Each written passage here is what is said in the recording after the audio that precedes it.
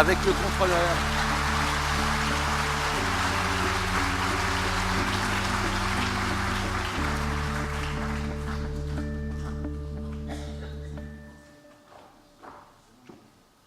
Voilà, alors tu contrôles avec le contrôleur. Je mets le... Oui, mais bon, ça a été changé depuis, mais c'est pas grave. Écoute, tu veux en mettre la tienne? Il y a quelques petites modifs, hein, toutes petites. Bon, ou je laisse celle-là, tant pis. Allez, on va laisser celle-là. Oui, merci. Je vois que vous avez applaudi tant que j'étais pas là, et que ça s'est arrêté quand j'étais là. Bon, c'est noté. Alors, ok, merci. Ça fait du bien à l'ego. Alors, je vais juste me positionner par rapport... Oui, c'est très bien, et je le mets par là, c'est parfait, c'est parfait. Par rapport au précédent, quand on parle de quantique, on est plus dans la conscience du bas que celle du haut. On est plus dans la conscience analytique, si je puis dire, que la conscience intuitive, bien que, pour moi, le problème, c'est que la science, pour l'instant, ne sait pas dire quelque chose autre que descriptif, c'est le cas des neurosciences, sur la conscience. C'est-à-dire quand on lui dit c'est quoi la conscience et comment la conscience peut-elle interférer avec le corps via le cerveau, on n'a pas beaucoup de réponses, sauf à noyer le problème en disant tout est matière et la conscience est un épiphénomène de la matière. Alors, je me suis demandé en fait si on ne pouvait pas aller plus loin. Et en fait, donc il y a 3 idées dans ce que je vais vous dire. La première chose, c'est que on ne comprend pas la physique quantique, ça vous devez le savoir, c'est-à-dire même les physiciens eux-mêmes savent décrire, savent manipuler leur science, mais ne savent pas l'interpréter. Ça, c'est la première chose. Deuxième chose, peut-être ce que je me suis dit, c'est que peut-être si on n'arrivait pas à comprendre le quantique, c'est que justement il y a au sein même de la matière un contenu qui n'est pas matériel, et quand ce contenu qui n'est pas matériel vient frapper à la porte de la matière pour la bousculer, le physicien ne peut pas comprendre. Je vais vous le redire tout à l'heure. Et donc, à ce moment-là, la compréhension des choses sur laquelle je suis parti, c'était que si on n'arrivait pas à comprendre la physique quantique, c'est tout simplement parce qu'au sein même de la physique quantique, il y a quelque chose de non matériel qui vient bousculer la matière, et si on reste prisonnier d'un cadre purement matérialiste, on ne peut pas comprendre ce qui se passe, puisque la véritable explication suppose de sortir de ce cadre. Voilà, c'est un petit peu ça la grande idée.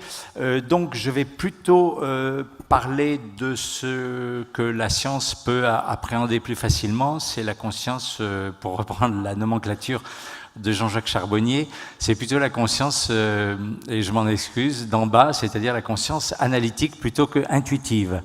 Je m'empresse de rajouter que peut-être qu'une fois qu'on aura compris le mécanisme de la conscience analytique, on commencera à voir que ça déborde vers la conscience intuitive. Voilà. C'est tout ce que je voulais vous dire en préambule. Donc, je crois que on va passer à la slide suivante. J'en ai, je crois, 42 et j'ai 45 minutes. Donc, ça va être... Voilà. D'accord, c'est très bien. Donc, le monde quantique, je suppose que vous le savez tous, c'est le monde des objets infiniment petits, tels que l'atome et l'électron, c'est-à-dire ce qu'on appelle les particules élémentaires plus généralement. Nul ne le comprend aujourd'hui, tant il est extravagant, on verra un peu pourquoi tout à l'heure. Mais il se pourrait que ces traits les plus déroutants révèlent que l'univers est plus riche que sa seule dimension matérielle et tangible. En gros, il y a non pas un tigre dans le moteur, mais il y aurait du non-matériel dans la matière. Et en fait, une certaine réflexion que je n'aurai pas le temps d'exposer, mais c'est dans le dernier livre que j'ai publié, il est possible que s'il y a un tigre dans le moteur, c'est-à-dire du non-matériel dans la matière, c'est pour une raison de cohérence du monde. En gros, si la matière était seule, elle ne pourrait pas être cohérente. Voilà, c'est un peu, je crois, ce que ma réflexion sur le quantique m'a fait découvrir. Alors, mon ambition... c'est de faire une approche du cerveau conscient. Donc on est bien au niveau de la conscience analytique, pour reprendre encore une fois la nomenclature de Jean-Jacques Charbonnier. Le cerveau conscient À mon avis, il y a place pour une approche qui est à la fois scientifique et non matérialiste. Alors, je dis tout de suite que si je parle de conscience quantique, je me situe un peu en amont des neurosciences, mais pas contre les neurosciences. Alors, montrer que cette démarche à la fois scientifique et non matérialiste permet de comprendre les propriétés les plus extravagantes jusqu'ici incomprises du monde quantique. C'est ce que je vous ai dit tout à l'heure. Suite. L'invisible et la conscience. Bon, la conscience est invisible, mais comme on dit, elle peut se rendre en partie visible par le fait que, si je fais l'hypothèse que la conscience n'est pas de nature totalement matérielle, en tout cas pas matérielle, j'aboutis sur le fait qu'il va bien falloir quelque part faire l'hypothèse qu'il y a un dialogue entre la dimension consciente non matérielle et la dimension matérielle, et ça relève de la science, l'interface. Alors, la conscience, donc comme j'ai dit, il y a plusieurs types de conscience. A priori, je parle de la conscience d'en bas, la conscience analytique cérébrale, un autre auteur qui s'appelle Olivier Chambon appelle la conscience ascendante, celle qui part d'en bas et qui remonte un peu, par opposition à la conscience descendante qui, globalement, on va dire, correspond à la conscience intuitive extraneuronale de Jean-Jacques Charbonnier. Suite. Alors, la conscience quantique, encore une fois, est très liée au fonctionnement neurocognitif usuel du cerveau. S'apparente au premier type, c'est-à-dire, en gros, la question posée, c'est pourquoi le cerveau est l'organe de la conscience et est-ce que la science peut comprendre sans forcément faire l'hypothèse du matérialisme? Et je propose une réponse affirmative. Oui, c'est possible. Encore faut-il le montrer. Alors, ce que j'appellerais, je vous parlerai aussi de psychisme dans ce qui suit. Psychisme, pour moi, c'est un concept plus général qui regroupe les états conscients et inconscients. Et en gros, on va dire qu'on peut considérer que c'est le matériau, la matière première de la conscience, c'est-à-dire la conscience est un construit à partir du psychisme, si on veut. Suite. Mon hypothèse, donc, c'est que... attendez, je vais me lire avec mes lunettes, ça sera mieux. Il se pourrait que le monde de l'atome et de l'électron, c'est-à-dire le monde quantique, soit imprégné d'une dimension psychique, donc immatérielle et invisible, capable d'interférer avec la matière tangible.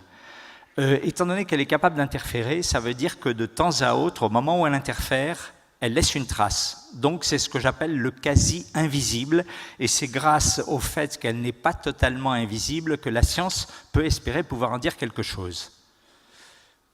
Alors, des exemples de quasi-invisibles, le neutrino qui est une particule qui interagit presque pas, les ondes gravitationnelles qu'on a découvertes en 2015, les trous noirs et, comme vous le savez aujourd'hui, 95% de l'univers qui est invisible, réparti entre la matière noire et l'énergie noire. Alors c'est quasi invisible, on n'arrive pas à la voir, mais on sait qu'elle existe parce qu'elle laisse des traces. La matière noire va modifier la force de gravité, par exemple dans les galaxies spirales, on peut le voir, et l'énergie noire va accélérer l'expansion de l'univers alors qu'on s'attendrait à ce qu'elle soit plus lente. Voilà.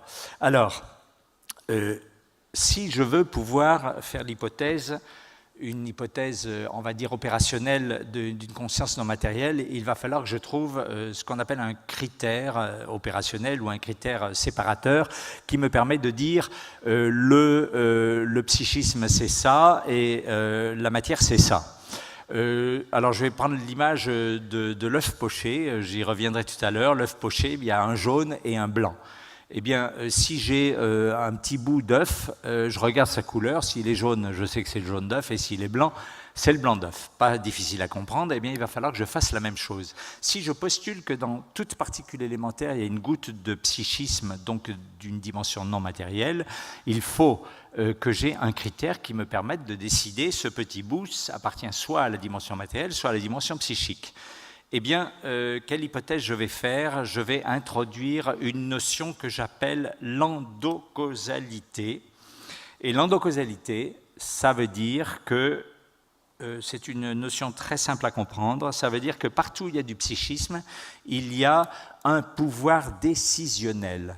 Nous sommes capables de décider de tourner la tête d'un côté ou de l'autre, de lever le bras en l'air ou pas, parce que nous sommes des entités psychiques, finalement, dotées de conscience. En général, quelqu'un qui est dans l'état comateux, c'est assez difficile qu'il puisse intentionnellement aller étendre le bras pour prendre un objet qu'on voudrait lui tendre. Mon critère, c'est de dire que la partie matérielle de la particule, c'est ce que je vais appeler l'exocausalité. L'exocausalité, c'est-à-dire, c'est une loi de causalité subie. Genre, si je lâche cet objet, il va tomber d'une certaine façon et il n'a pas d'autre choix. Ça, pour moi, c'est le critère qui me permet de décider, j'ai affaire à la partie matérielle d'une particule élémentaire, de l'électron par exemple. Par contre, donc, qui dit exocausalité, je suis désolé pour ce néologisme, mais ça veut dire penser déterminisme. Étant donné que cet objet ne peut pas modifier la loi de causalité qu'il subit, cette loi ne bouge pas. Elle est donc prévisible, elle est déterministe. Par contre, sa partie psychique, elle, est dotée d'un pouvoir décisionnel rudimentaire au niveau de la particule élémentaire. Ça veut dire quoi? Ça veut dire que la partie psychique, le jaune d'œuf si on veut, de la particule élémentaire va être capable de prendre des décisions, de faire des choix, encore une fois rudimentaires. Ça veut dire que le physicien ne va percevoir qu'une seule chose, il va percevoir de l'aléatoire, des comportements qui ressemblent au hasard. En gros, ce que je suis en train de vous dire, c'est que, je crois que j'ai d'ailleurs une slide là-dessus, voilà. Je suis en train de vous dire que la partie psychique de la particule est habitée par une faculté de choix qui reflète un pouvoir décisionnel, et j'appelle ça l'endocausalité. La partie matérielle est, elle, habitée par ce que j'appelle l'exocausalité, une exocausalité subie, et ça va se traduire par du déterminisme. Donc ces mots un peu exotiques d'endocausalité et d'exocausalité, pensez d'un côté aléatoire et de l'autre côté déterminisme. C'est aussi simple que ça. Voilà. Donc, à partir de là, l'endocausalité, donc je dis, pourquoi je l'appelle endocausalité? Parce qu'elle est endogène, c'est-à-dire, par exemple, si je tourne la tête d'un côté ou de l'autre, c'est une décision endogène. Endogène, c'est-à-dire, elle m'est interne. Exogène, ça veut dire que c'est extérieur. Si l'objet tombe, ce n'est pas lui qui l'a décidé, il subit. Voilà.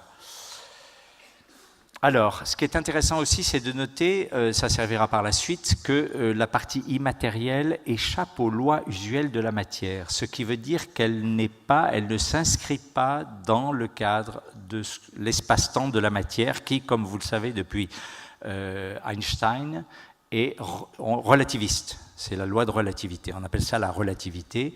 Et donc, ça veut dire, par exemple, que la partie endocausale ignore totalement les distances qui appartiennent au monde de la matière. C'est important de le dire, ça va jouer un rôle par la suite. Donc, causalité subie et causalité choisie, je l'ai déjà dit. Une idée insolite, donc cette notion d'une matière qui est habitée d'une dimension non matérielle, encore une fois, pensez toujours à l'œuf poché, on ne voit que le blanc, c'est la partie matérielle, mais à l'intérieur, il y a le jaune d'œuf, et le jaune d'œuf, eh bien, c'est la partie psychique. Eh bien, j'appelle en quelque sorte cette matière complétée de sa dimension non matérielle, je l'appelle l'holomatière. Là, c'est la holistique, c'est la holo, c'est la notion de totalité. Ça vient du grec.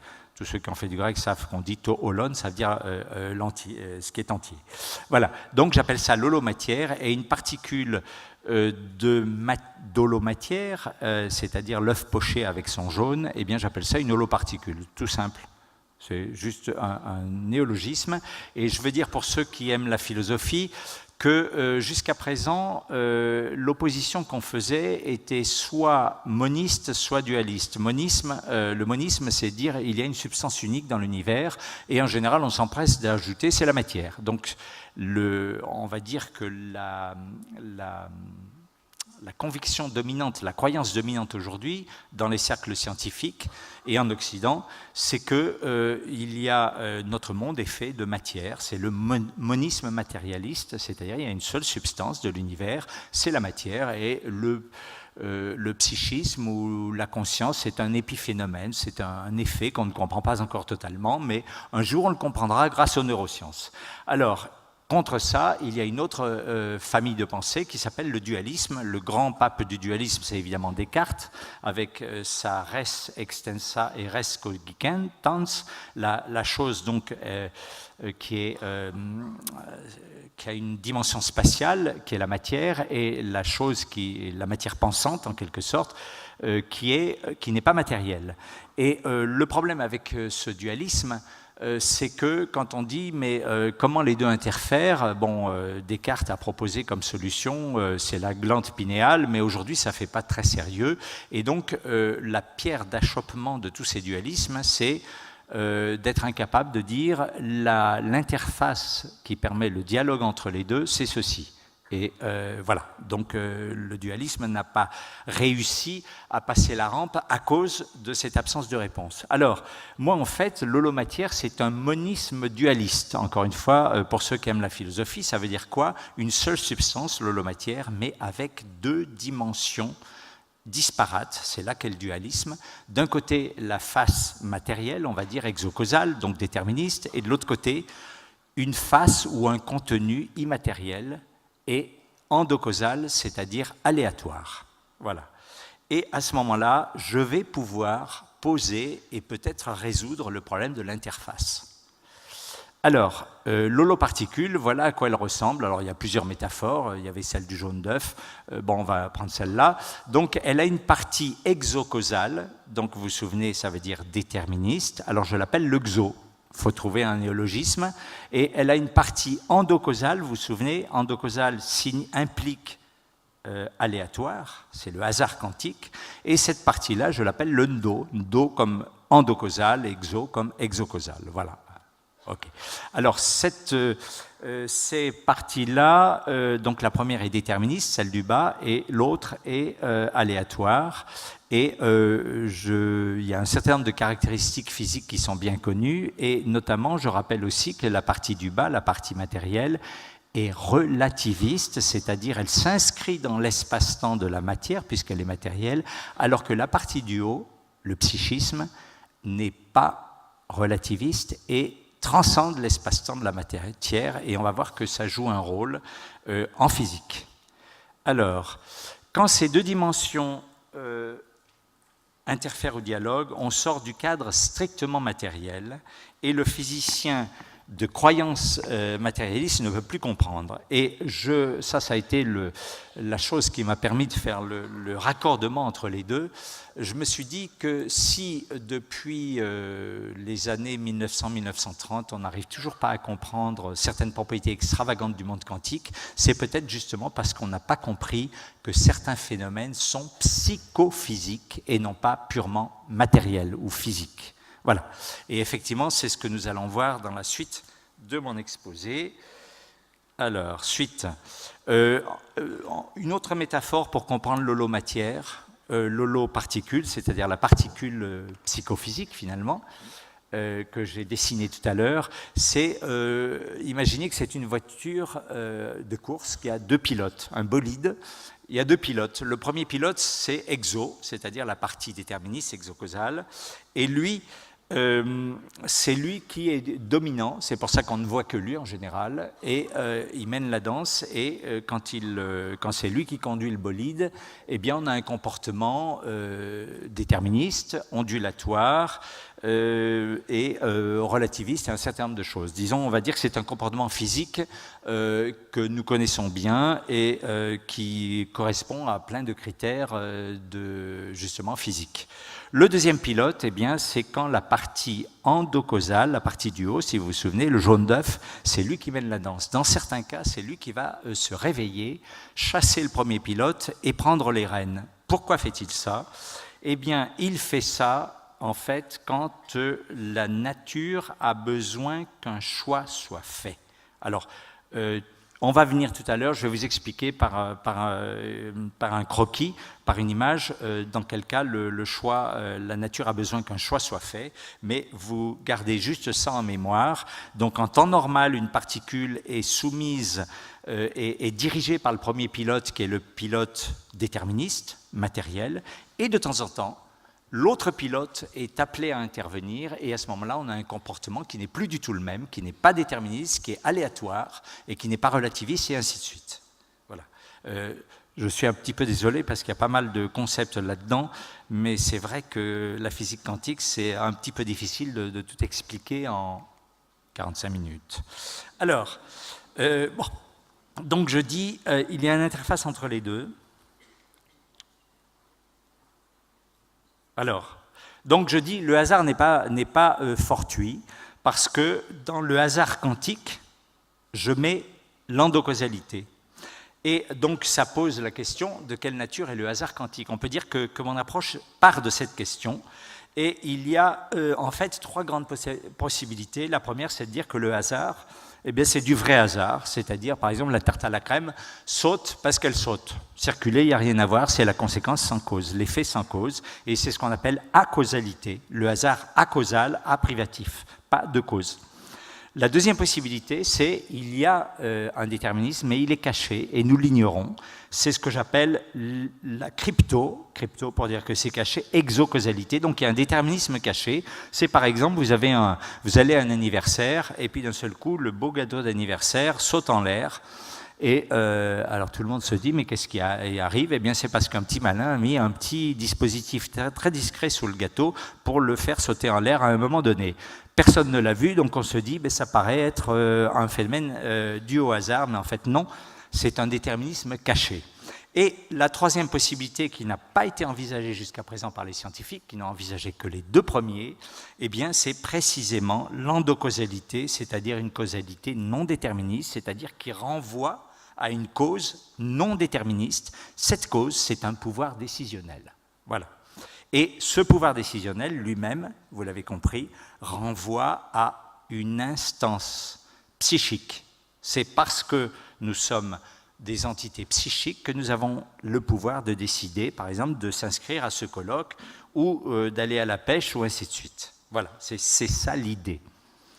Donc, tout ça revient à dire que, finalement, une des grandes objections au dualisme, ou à une nature non matérielle de la conscience, c'était de dire le cerveau conscient est une machine électrochimique, il y a le potentiel d'action d'un côté ou l'influx nerveux et les neurotransmetteurs de l'autre, parfaitement conformes aux lois connues de la physique et de la chimie.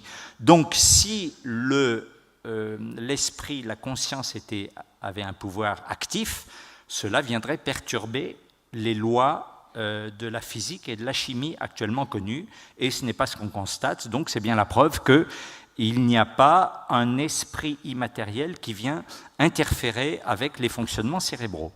Et ce que je réponds à ça, à ce raisonnement, c'est que le psychisme agit à l'intérieur même des lois quantiques, parce que ce que nous croyons être une particule élémentaire, un électron fait de matière pure, est en fait psychophysique, puisqu'il est fait d'holomatière.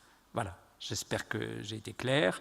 Donc ça veut dire que la dimension psychique est déjà prise en compte par les lois de la physique, elle est déjà internalisée. Et voilà, c'est ça que me permet cette vision des choses. Je rappelle ce monisme dualiste. Alors, comment est-elle internalisée? Eh bien, vous l'avez compris déjà, le hasard quantique. Alors, le hasard quantique, je vous dirai, ça vous parle peut-être pas beaucoup, l'aléatoire quantique, je vous dirai un peu tout à l'heure où on le trouve, par exemple. Alors, la première chose, c'est le saut quantique. Le saut quantique, c'est tout ce qu'on appelle réduction du paquet d'ondes. C'est un ensemble d'évolutions physiques qui ne sont pas ondulatoires, qui sont brutaux, alors que quand on a une évolution ondulatoire, c'est continu. Là, on est dans la discontinuité et on est dans une apparence d'aléatoire. Alors ça, c'est la première manifestation pour moi de la dimension psychique. Et la deuxième, c'est la fameuse intrication. Et il se trouve justement, pour ceux qui connaissent un peu la théorie physique, quantique que ce sont les deux interactions qui, jusqu'à présent, ont été totalement incomprises. Comme par hasard, on comprend que ce soit incompris, si je puis dire, dans la mesure où ce sont des interactions qui font intervenir la dimension psychique qui devient alors active. Et il est certain que si on nie l'existence de cette dimension, on ne peut pas comprendre, si on reste dans un cadre purement matérialiste. Voilà, alors, donc le saut quantique fait apparaître le hasard quantique et l'intrication fait apparaître des corrélations, donc des ententes instantanées à distance. Il y a une logique à tout ça, c'est-à-dire si ces deux interactions non strictement physiques existent, il y a une logique. Je n'aurai pas le temps de l'exposer malheureusement, mais en tout cas, elle relève du psychisme actif. Alors, donc, voilà, nous allons comprendre pourquoi cette dimension endocausale, donc comme j'ai dit, quand elle se réveille, elle va occasionner un saut quantique, on va aussi comprendre tout à l'heure pourquoi, mais elle va aussi créer la non-localité. La non-localité ou l'intrication. Je suppose que vous avez déjà entendu parler de ça. Je ne peux pas tout vous expliquer, sinon en 45 minutes, ce n'est pas possible. Mais l'intrication, en gros, on va dire, ce sont deux particules qui, parce qu'elles ont interagi dans un passé commun, on va le dire, c'est vrai et c'est faux, tel que c'est dit, restent connectées, même si elles sont séparées par des milliards de kilomètres. Elles restent connectées, encore faudrait-il savoir exactement ce que ça veut dire, mais retenez déjà cette idée. Et donc la non-localité, je vais vous en parler un petit peu. Là, on voit, il y a deux particules avec ces deux dimensions, la dimension donc, déterministe en bas et la dimension aléatoire en haut, le exocausal et le endo-endocausal, et le fait que ces particules et deux dimensions va permettre l'existence d'interférences variées, beaucoup plus variées que si elles étaient monodimensionnelles. Et il y a l'interaction S, je sais bien utiliser ça, c'est merveilleux. Bon, non, ben, j'y arrive pas, c'est pas grave. Voilà. Alors, c'est pas grave. S, vous voyez qu'il y a S, c'est la... ça, je ne comprends pas trop, là. C'est quoi ce truc-là? S. Bravo. Je crois que ça mérite totalement vos applaudissements. Et donc, c'est cette interaction-là c'est une soudure entre les deux parties décisionnelles endocausales des deux particules. M, c'est une interaction normale, et P, j'y arrive, c'est une mouche, mais elle ne veut pas se poser au bon endroit. On les a mal éduqués. Et P, des deux côtés, c'est une interaction entre les deux composantes, et c'est quand P a lieu, que j'appelle donc, qu'un saut quantique se fait, j'appelle ça une interaction parale, mais peu importe, c'est à ce moment-là que la partie endocausale, c'est-à-dire aléatoire, psychique, va venir bousculer la partie matérielle, et c'est donc l'interaction psychophysique de base. C'est-à-dire quand je décide de lever mon bras et que je le fais, eh bien, c'est par P.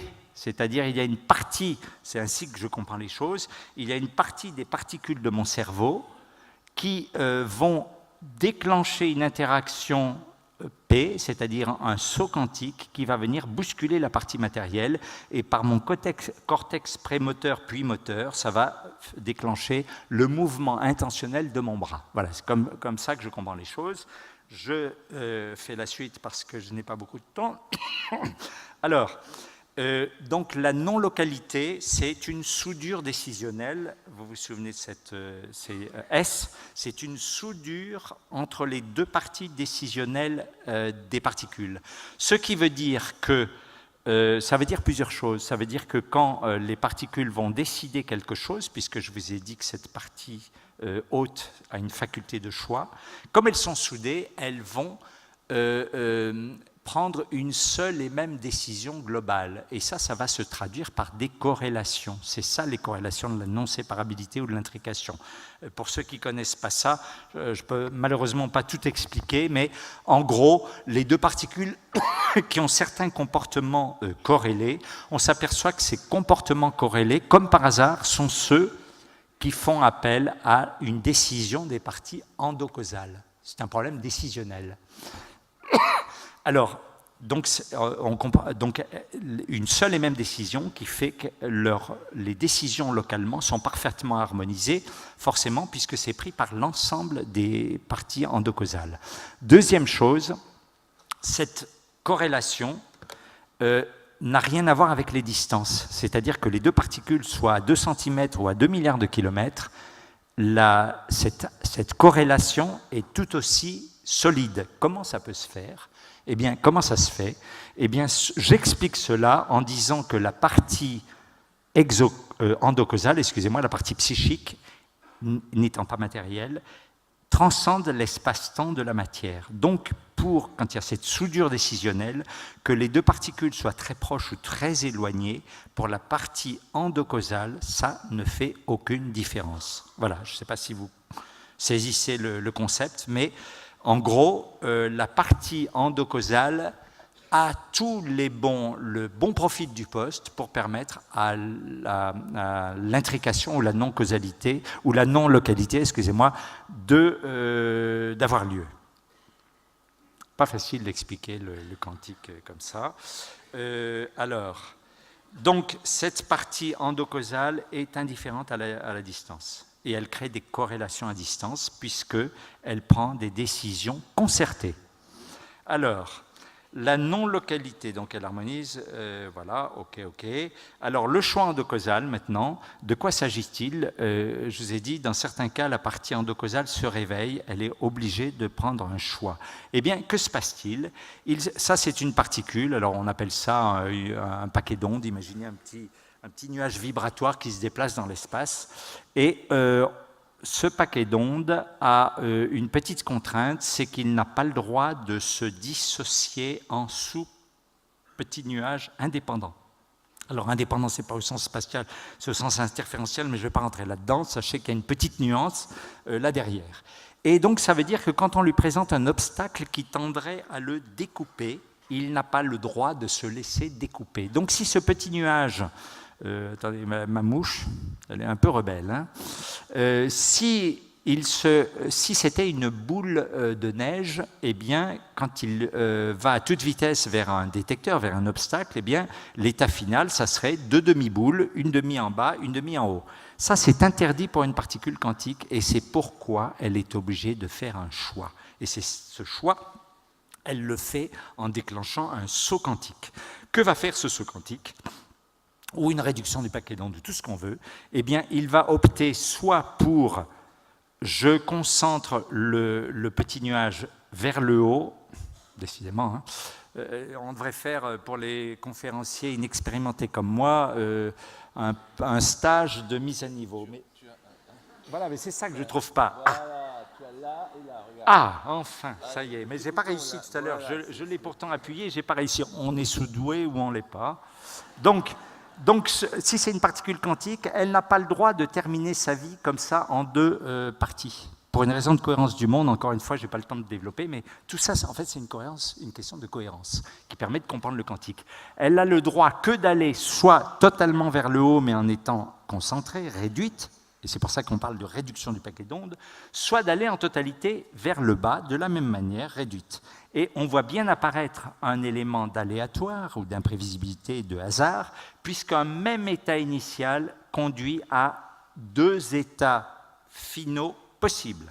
Voilà. Et comme je dis, la tortue aussi se rétracte quand on veut lui couper la patte. C'est une question de... j'ai un obstacle qui tend à me découper parce que je suis étalé des 2 côtés de l'obstacle, eh bien, je vais me concentrer brutalement d'un côté ou de l'autre.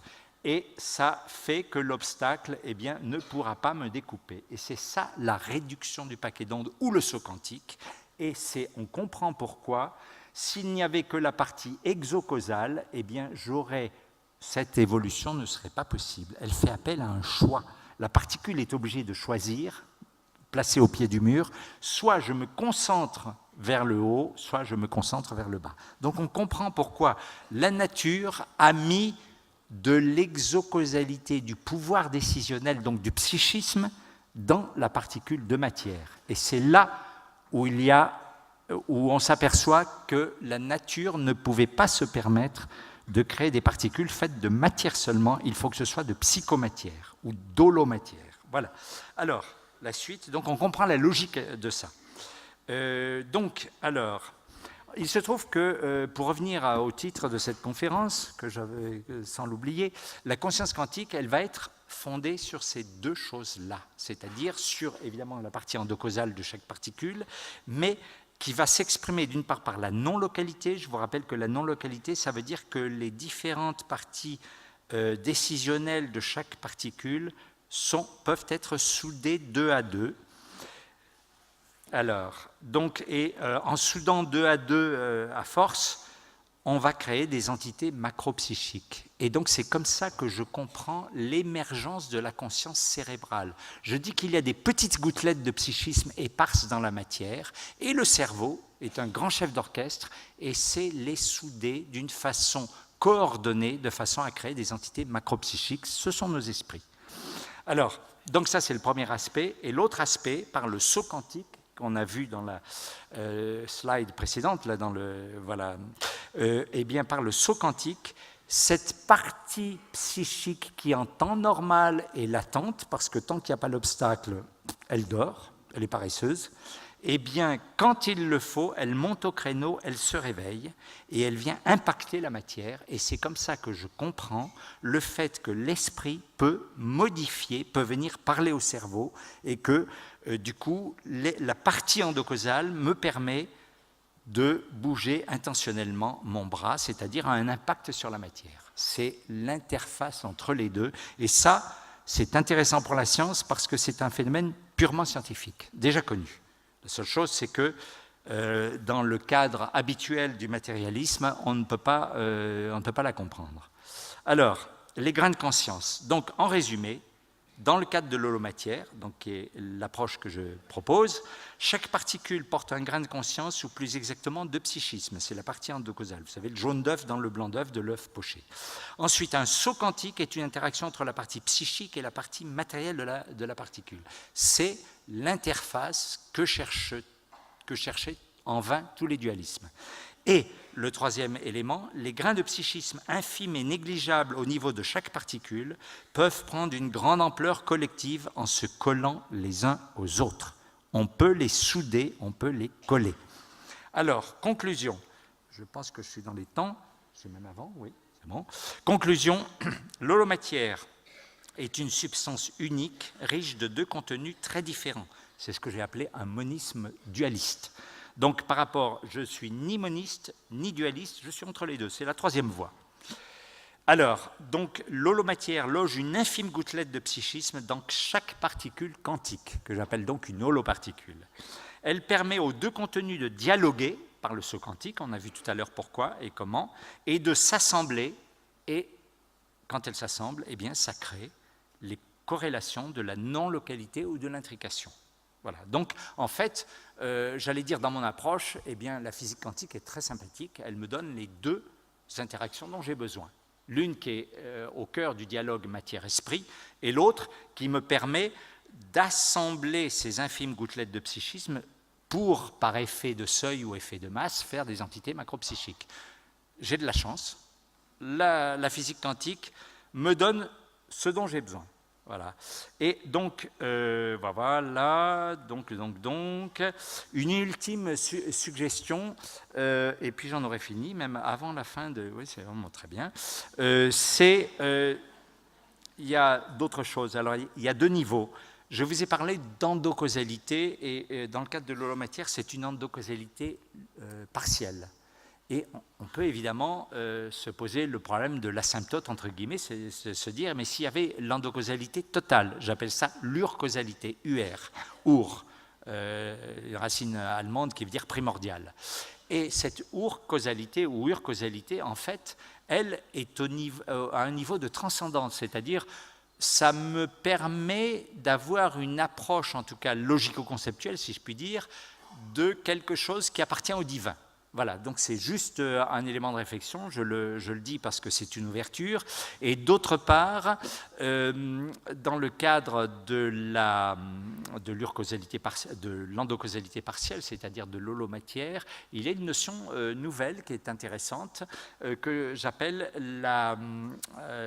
l'information, slide suivante, que j'appelle l'information suprale. Vous vous souvenez, je vous ai parlé, on va faire la suivante, un nouveau type d'information. Eh bien, là, alors attendez, on m'a dit que c'est parfait, très bien. Je ne sais pas pourquoi la mouche tient à être ici, hein, par contre, je ne sais pas comment on la supprime. Bon, mais c'est pas grave. Elle ne veut pas partir.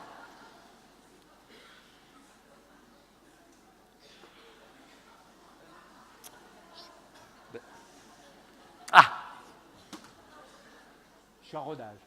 Donc ça, vous avez reconnu, ce sont des holoparticules, des petites particules, c'est des perles, et reliant les perles, 2 à 2, des petites ficelles, et ces ficelles, ce sont les liens d'intrication ou de non-séparabilité ou de non-localité.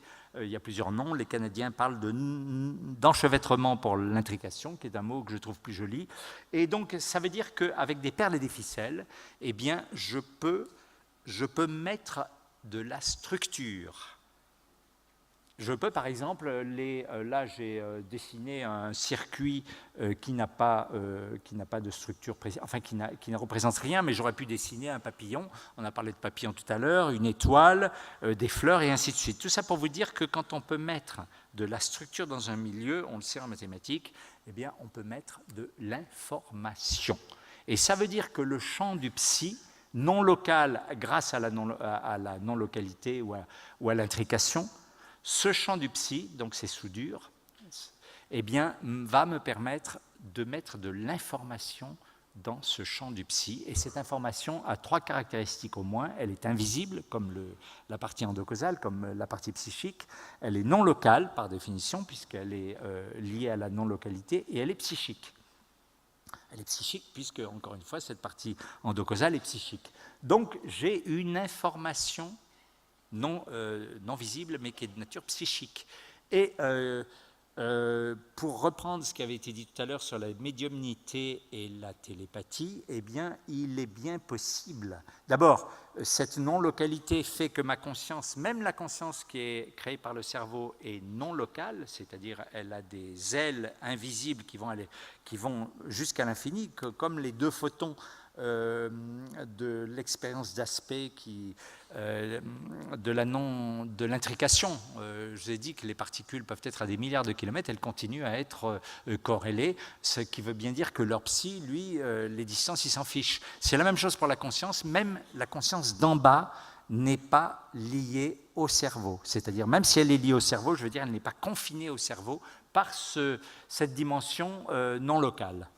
Et d'autre part, donc ça peut, encore une fois, je n'ai pas le temps de développer, mais ce que je trouve intéressant, c'est que ça donne un cadre conceptuel qui permet de travailler sur des phénomènes tels que la médiumnité et la télépathie. Je ne suis pas en train de vous dire que tout va s'expliquer par là, mais je dis qu'en tout cas, on a les bases d'une approche, en tout cas scientifique, de ce genre de phénomène. Voilà.